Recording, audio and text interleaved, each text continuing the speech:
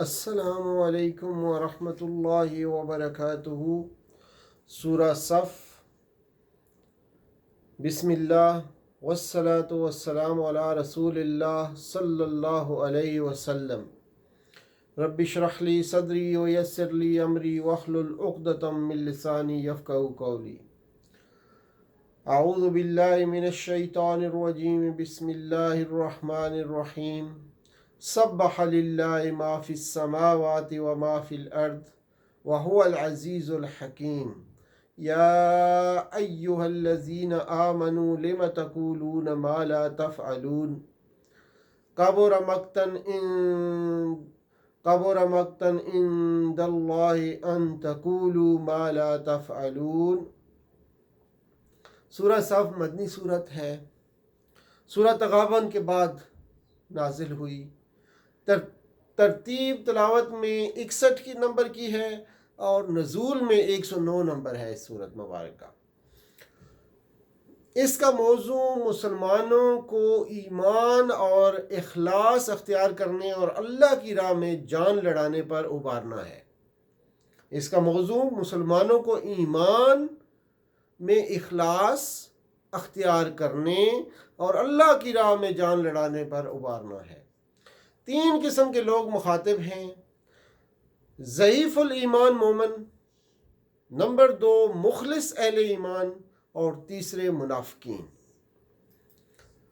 آغاز میں تمام ایمان لانے والوں کو خبردار کیا گیا ہے کہ اللہ کی نگاہ میں نہایت مبغوض وہ لوگ ہیں جو کہیں کچھ اور کریں کچھ، یعنی اللہ کی نگاہ میں جن پر بہت زیادہ غضب ہوگا ایسے لوگ، وہ لوگ جو کہیں کچھ اور کریں کچھ، اور نہایت محبوب وہ لوگ ہیں جو رائے حق میں لڑنے کے لیے سیسا پلائی ہوئی دیوار کی طرح ڈٹ کھڑے ہو۔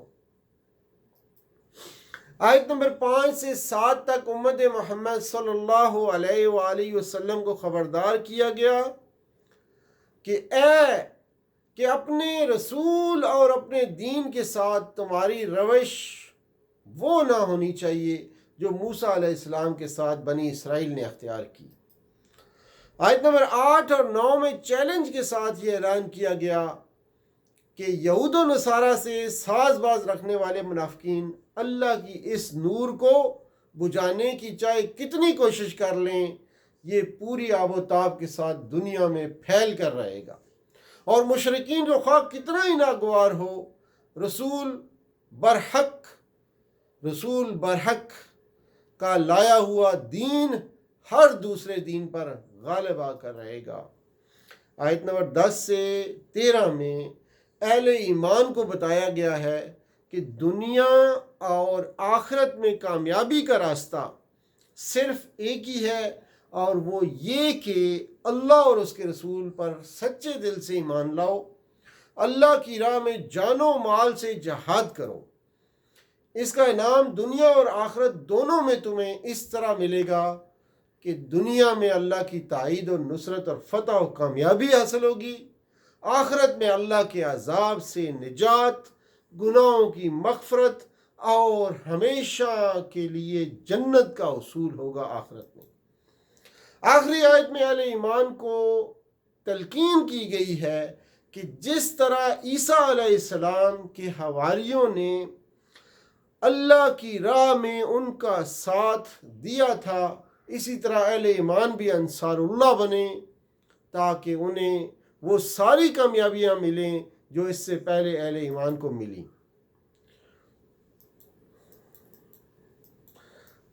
اس کے بعد اگلی سورہ مبارکہ جو ہے سورہ جمعہ ہے، جس کے اندر 14 آیات ہیں۔ انشاءاللہ اگلے درس میں اس کو پیش کیا جائے گا۔ سبحان ربک رب العزت عما یصفون وسلام علی المرسلین والحمد للہ رب العالمین، والسلام علیکم ورحمۃ اللہ وبرکاتہ۔